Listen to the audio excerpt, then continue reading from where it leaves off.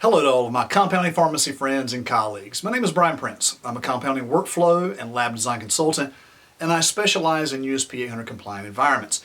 In this brief video, I want to talk about casework, those surfaces that we put inside of our compounding rooms, whether they're sterile or non-sterile.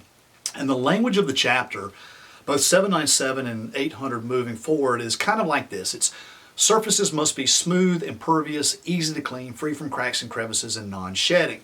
So I'm not really a fan of cabinets in general, and I'll talk about that in just a minute, but melamines and laminates, those actually have a particle board core, and oftentimes I'll see cabinet doors that are damaged due to carts or traffic or just general wear and tear, and they're starting to delaminate and expose that core.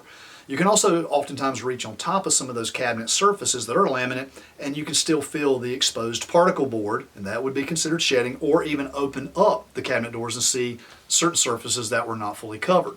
So my opinion is that you steer away from laminates and melamines moving forward in USP compliant environments.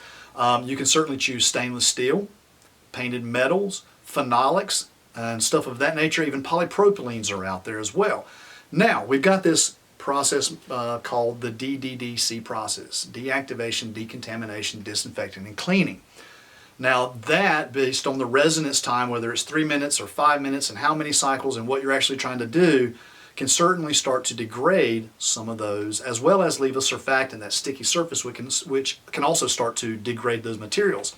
It can pit out stainless, and it can certainly start to degrade painted metal. So you may want to be cautious with that, especially in sterile environments. Maybe it's applicable more for non-sterile. And the last thing I'll say about casework in general is that I prefer an open shelving concept. I have found that oftentimes cabinet doors create kind of a physical and psychological barrier where maybe we don't feel like we have to always clean inside of those.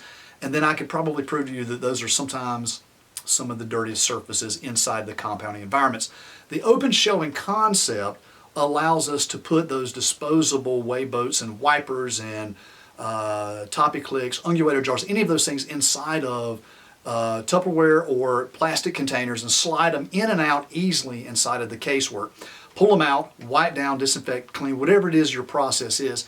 But again, this is me, more of an open shelving concept, and it also will allow more of an airflow, because if you've seen me talk about in previous videos, the design criteria for compounding rooms, both sterile and non-sterile, is to move the air from the ceiling all the way down to the floor so that we can sweep it out. And if I've got an open shelving concept, it certainly will then allow more of that air dispersion around to get to our low wall exhausts to sweep out those spaces. So I went through this kind of fast. There's a lot more conversation. It's certainly debatable. If you've got any questions, feel free to email me at brian@compoundingworkflow.com.